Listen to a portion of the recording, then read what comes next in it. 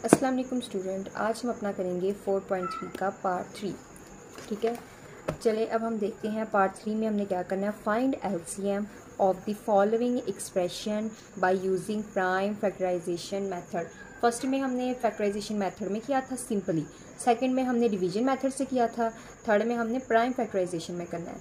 ठीक है, मतलब कि उनमें से हमने एलसीएम भी कह सकते हैं, कॉमन कह सकते हैं, ठीक है, वो निकालना है। ठीक है, प्राइम फैक्टराइजेशन में। चलिए हम अपना क्वेश्चन नंबर 1 स्टार्ट करते हैं। जी, क्वेश्चन नंबर 1 में दिया हुआ है 2a² b, ठीक है, और दूसरा दिया हुआ है 4ab और तीसरा दिया हुआ है 6ab। पहले हम इनको इस तरह साइड पे उतार लेंगे। ठीक है, 4ab 6ab। ठीक है, अब हमने क्या करना है, अब हम 2 किस टेबल पे आता है, 2 सिर्फ अपने टेबल पे आता है तो 2 हम एज इट इज़ लिख देंगे। ए हमारे पास 2 हैं, ए को हम ओपन कर लेंगे। ठीक है, और बी हमारे पास सिंगल ही है। ठीक है, ये डॉट का मतलब ही मल्टीप्लिकेशन ही होता है, तो इस बात पे आपने घबराना नहीं है। 4 जो है, 4 को अगर हम करें तो 4 आता है 2 2s और 2 1s, मतलब कि 2 × 2 = 4। सो हमारे पास आगे आता है ए और बी। ठीक है, नेक्स्ट हमारे पास 6 है, तो 6 का हम निकालेंगे पहले LCM. 2 3s and 3 1s 3। 2 3s 6 and 3 1s 3। 2 × 3 आ गया। ठीक है, ए और बी वैसे का वैसे, क्योंकि सिंगल इधर भी सिंगल है और उधर भी सिंगल है। सो स्टूडेंट, ओ सॉरी, सिंगल नहीं है हमारे क्वेश्चन में, इधर बी के ऊपर स्केयर है, सो हम इधर बी की डबल बी लिखेंगे। ठीक है, बी स्केयर है ना।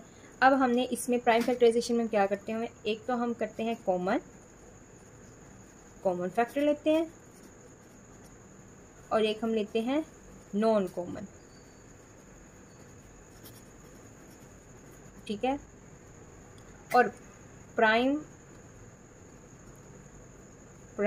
फैक्टर फाइंड करने के लिए हम फॉर्मूला लगाते हैं common factor multiply non common factor. ठीक है, आपने पूरा एब्रीविएशन लिखना है, आपने पूरा वर्ड्स लिखना है, लेकिन मैं थोड़ा सा इनको शॉर्ट फॉर्म में एब्रीविएशन शॉर्ट फॉर्म में राइट कर रही हूँ। ठीक है, लेकिन आपने पूरा एब्रीविएशन लिखना है।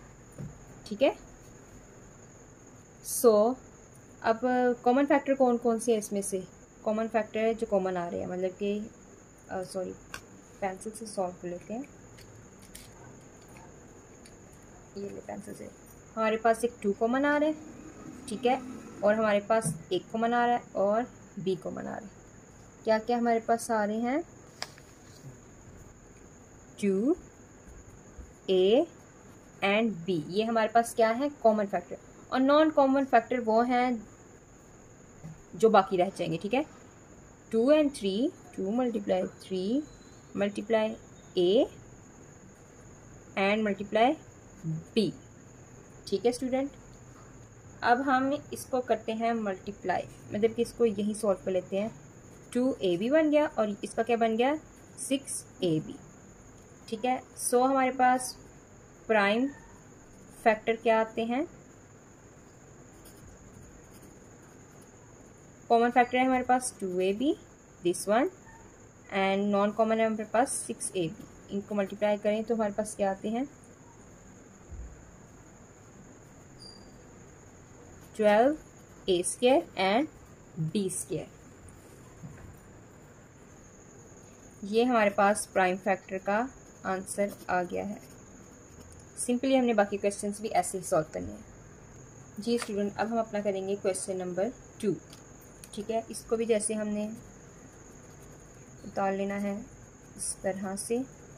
ठीक है, x² + x और दूसरा हमारे पास x³ + x²। जी, अब इसको कैसे सॉल्व करना है, इसको सिंपली हम कॉमन ले लेंगे। ठीक है, और यहाँ से x² कॉमन ले लेंगे। ठीक है, सिंपल। नेक्स्ट, अब हमने क्या था, कॉमन फैक्टर और नॉन कॉमन फैक्टर। मैं आपको जस्ट एब्रीविएशन राइट कर रही हूँ, लेकिन आपने पूरा वर्ड राइट करना है। ठीक है, कॉमन हमारे पास क्या आ रहा है, कॉमन हमारे पास ये दोनों आ रहे हैं। ठीक है, x + 1, और नॉन कॉमन हमारे पास आ रहा है x², वो क्या बन जाएगा, x³। ठीक है, अब हमने क्या फाइंड करना है, प्राइम फैक्टर। सो उसके लिए पहले हम राइट करते हैं common factor and then non common factor.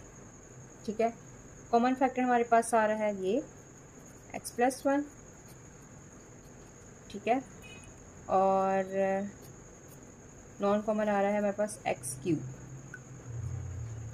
ठीक है जी स्टूडेंट, हमारी इसमें से एक मिस्टेक है, हमारे पास ये भी 1x भी कॉमन आ रहा है। ठीक है, हमारे पास 1s से भी कॉमन आ रहा है। ठीक है, सो यहाँ पे जस्ट 1x रह जाना है। सो इस तरह इसको राइट करेंगे। ठीक है, सो ये होगा x² + 1 और x रह गया x³ + x। ठीक है,